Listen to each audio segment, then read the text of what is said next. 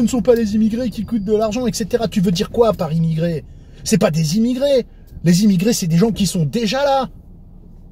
C'est parfois des gens qui travaillent. Les gens que tu appelles des immigrés, il y a des gens, ils sont d'origine immigrée ou ils ont obtenu la nationalité française, bim, ils sont noirs, ils sont arabes, tu vas me les mettre dans le sac des immigrés. Ça n'a rien à voir. Ça n'a rien à voir, des gens qui parlent français, des gens qui ont vécu 15 ans en France, qui travaillent en France, avec des gens qui arrivent du Soudan, de l'Érythrée, du Mali, et qui parlent pas français. Bon, après, au Mali, ils parlent peut-être français, j'en sais rien. Peu importe.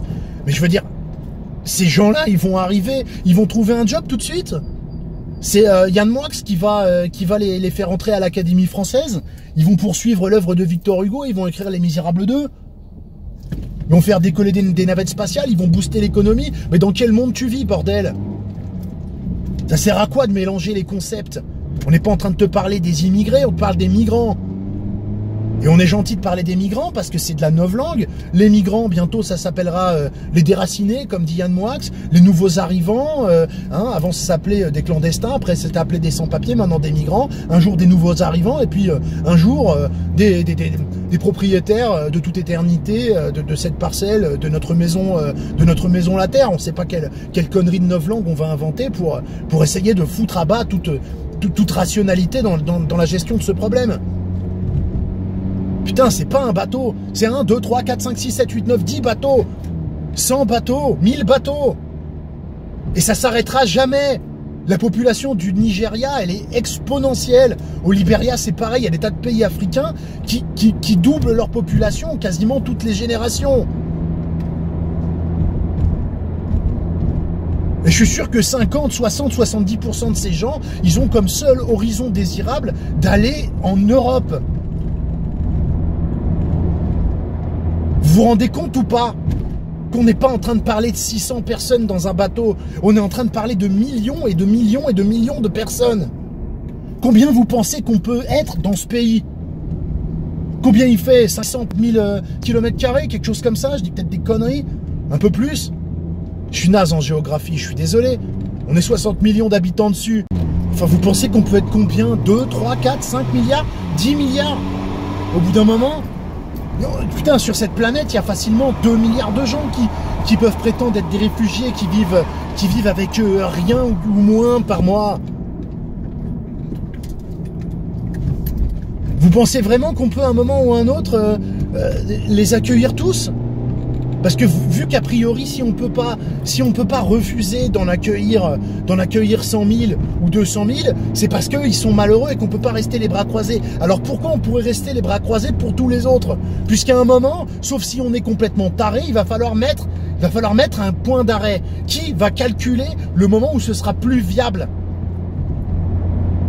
C'est les belles âmes, c'est les grands cœurs sans rationalité qui vont définir ça.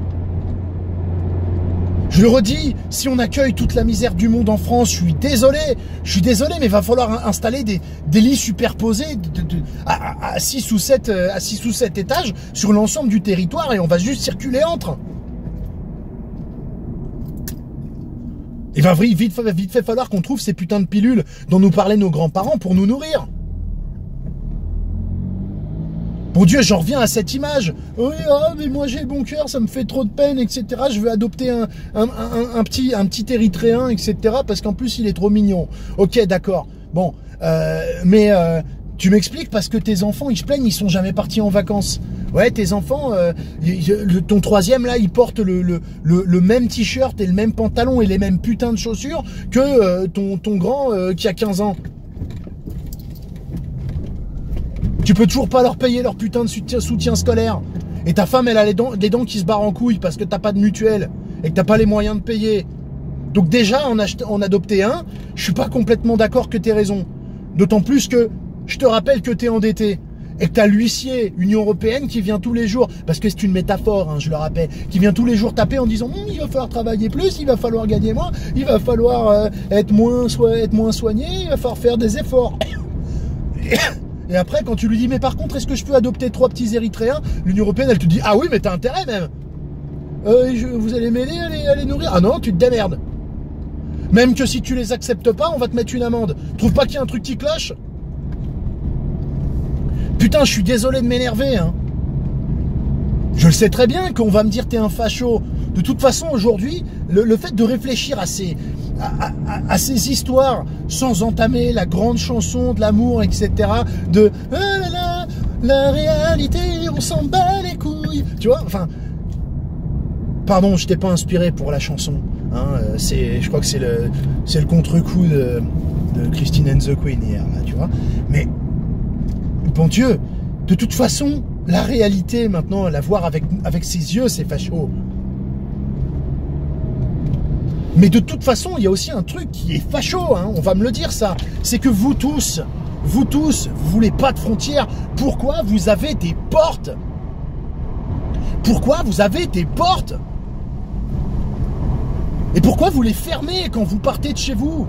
Pourquoi vous les fermez quand vous rentrez chez vous et que vous allez vous coucher? Pourquoi est-ce que vous souhaitez pour vos frontières à vous ce que vous refusez à la maison France en tant que frontière collective?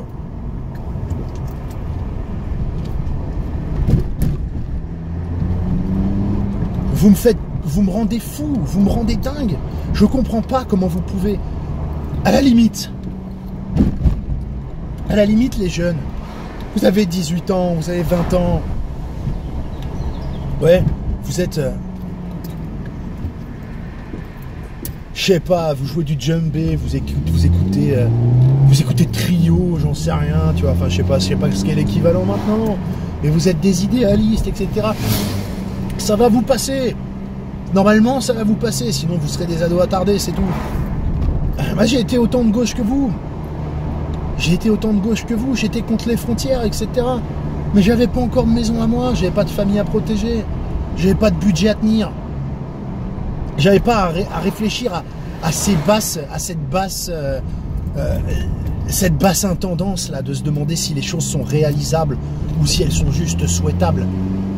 Il y a un univers entre le monde idéal qu'on doit souhaiter et le monde qu'on peut réaliser et qu'on peut concrètement bâtir et qui peut être viable. Votre monde, ne serait-ce qu'économiquement, n'est pas viable. Ce que vous appelez de vos voeux n'est pas viable. Et en plus, c'est même pas, au fond, c'est même pas moral. Parce que vous avez la morale de votre côté. Mais les pays africains, pourquoi?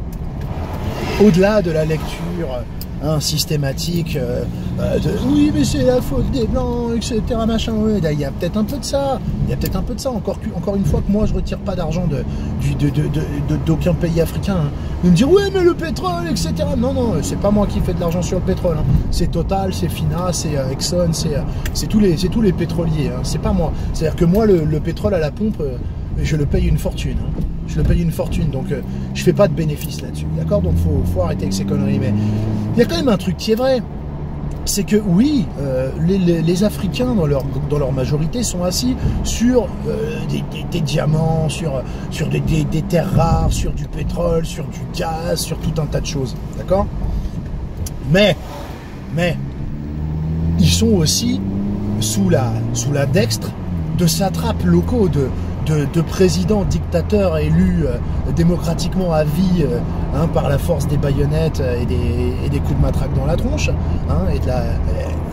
et de la torture des opposants dans les prisons des ministères de l'Intérieur démocratiques, d'accord? Et ça ne change pas, ça fait des années et des années et des années. Oui, c'est la France-Afrique, d'accord, c'est la France-Afrique, si vous voulez. Partout, c'est la France-Afrique. La France-Afrique, c'est dans toute l'Afrique. C'est-à-dire qu'en Érythrée, c'est la France-Afrique. En Somalie, c'est la France-Afrique. Partout, d'accord, ok, pas de problème. Néanmoins, il y a des tas de pays dans le monde qui ont fini par faire leur révolution. Et par virer ce genre de satrape. Et moi, je pense que votre belle approche d'un monde ouvert avec la France qui a pour vocation de devenir une grande maison d'accueil pour qui a l'envie de venir taper à la porte, hein, d'accord? Mais attends, c'est particulier, hein, sous réserve uniquement que tu aies risqué ta vie pour venir. C'est-à-dire qu'il faut que tu aies traversé, fait des milliers de kilomètres à pattes, il faut que tu aies payé un passeur une fortune et plus cher qu'un putain de billet d'avion depuis ton pays, d'accord? Et qu'ensuite tu aies fait une traversée avec une chance de te noyer, comme ça fait des belles images pour les journaux, et puis ça donne à BHL l'occasion de pleurer sur l'image d'un enfant mort, hein, alors qu'il y a des enfants morts dont il a rien à péter, ok? Suivez mon putain de regard. Mais voilà, ça c'est la condition sine qua non. Hein, moi j'ai une belle âme, je veux bien t'accueillir, mais ça me pose aucun problème que mon pays te donne pas de visa pour venir en avion. Hein, comme disait l'autre, c'est le jeu de la mort. Si t'arrives, alors là, bravo, bienvenue. Il n'y a pas de souci. Mais ça, je pense que ça fait partie. Le fait que l'Afrique, qu'une grande partie de l'Afrique et de certains pays du Moyen-Orient, hein, notamment depuis qu'on les a foutus en l'air, hein, pour apporter un semblant de démocratie aux amputés qui restent, d'accord? Ben, le fait que venir en Europe un jour soit le seul horizon désirable, ça doit agir comme une sorte de soupape de décompression qui fait que ces peuples-là n'auront jamais besoin, n'auront jamais l'envie de se révolter. Ils auront... Bon, vous allez me dire, oui, mais la France leur donne des armes, etc., leurs tyrans, machin, encore, je le répète, c'est pas dans tous les pays africains que ça se passe comme ça, d'accord? Mais je pense que le fait de voir ton avenir ailleurs, peut-être que ça fait partie des choses qui t'empêchent de vouloir envisager ton avenir chez toi et de faire ce qu'il faut. Parce que, après, on va dire, ouais, toutes ces feignasses qui viennent en France, moi je pense que les mecs qui viennent, bon, j'ai bien dit les mecs, hein, j'ai bien dit les mecs, parce que c'est quand même une extrême majorité d'hommes, d'accord? Mais vraiment une immense majorité d'hommes. Je ne vous dis pas que vous ne trouverez pas des femmes et des enfants dans le lot, mais quand on trouve des femmes et des enfants dans le lot, on trouve généralement 500 hommes derrière, ok? Mais c'est des gens qui ont de l'énergie quand même, qui ont de l'énergie et qui ont de la volonté, d'accord? Alors oui, ils n'ont pas la volonté de rester dans leur pays. Alors certains disent, oui, ils ne veulent pas rester dans leur pays pour défendre leur pays et pour se battre. Le problème, c'est qu'il y a énormément de ces gens-là qui ne viennent pas de pays en guerre. Hein. Parce que la Syrie et la Libye, moi je suis désolé de vous le dire, mais je suis pas syriologue et libyologue. Hein. Je sais très bien que ça se dit pas. Mais je suis tout à fait convaincu que des Syriens noirs et des Libyens noirs, il n'y en a pas autant que ça. Je pense que c'est vraiment à la marge. Vous voyez ? Un Syrien, un Libyen, c'est pas noir, d'accord? Donc la majeure partie des gens qui viennent pas de pays en guerre. Oui, ils viennent de pays pauvres, d'accord. Mais c'est des gens qui ont de l'énergie et de la volonté quand même de venir là. Surtout s'ils sont au courant dans quelle merde ils vont vivre.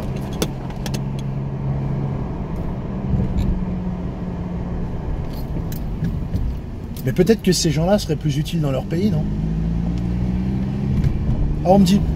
Alors il y a les Yann Moaxiens, alors il y a les Moaxiens, quoi, tous les Moaxoïdes, qui disent oui, mais ces gens-là sont des ingénieurs, des techniciens, des philosophes, des neurochirurgiens, etc. Mais si c'est le cas, c'est moralement, c'est encore pire. C'est encore pire. Je pense que vous faisiez partie des gens qui hurlaient hein, que Sarkozy était une ordure quand il disait qu'il voulait une immigration choisie, parce qu'à juste titre vous disiez il s'agit de vider l'Afrique et tous ces pays-là de leur cerveau, de leur force vive, des gens qui pourraient être utiles sur place. Moi, je suis sûr que moi que ça gueulait pour ça. Et aujourd'hui, c'est un argument de vente pour l'immigration de nous dire regardez, on est en train de sucer tous les neurochirurgiens, tous les ingénieurs en aérospatial du Libéria et pardon et d'Érythrée.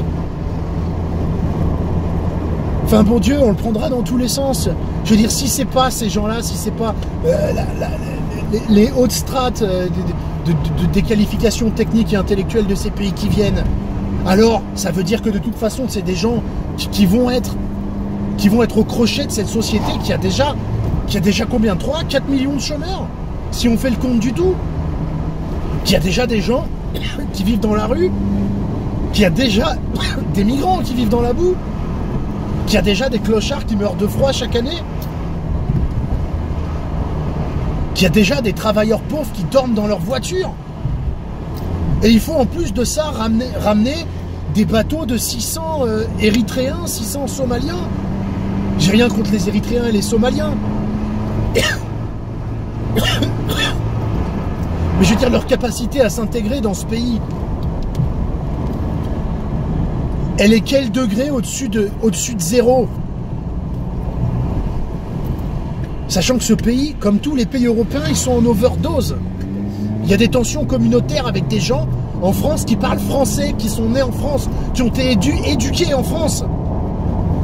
Et il y a un ressentiment terrible entre certains groupes, entre les blancs et les noirs et les blancs, les musulmans et les pas musulmans, les juifs.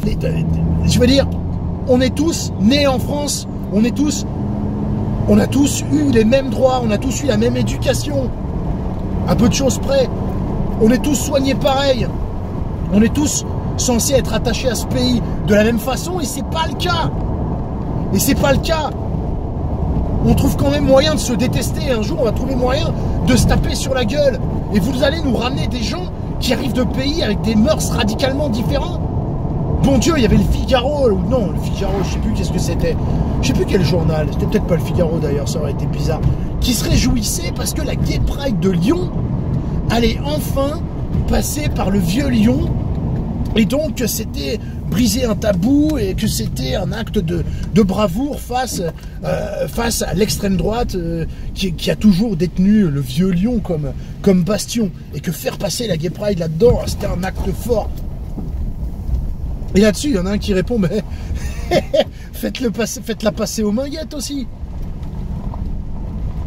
Je veux dire, il y a des cultures qui tolèrent pas les mêmes choses. Je suis désolé de le dire.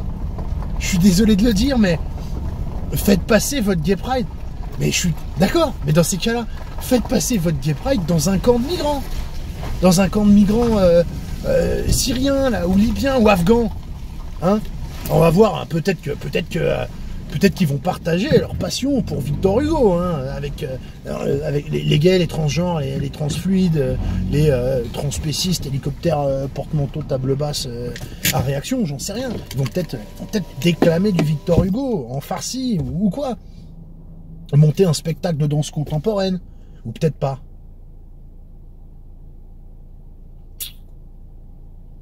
Et vous êtes jamais demandé pourquoi il n'y a que l'Europe qui doit accueillir les gens, en fait?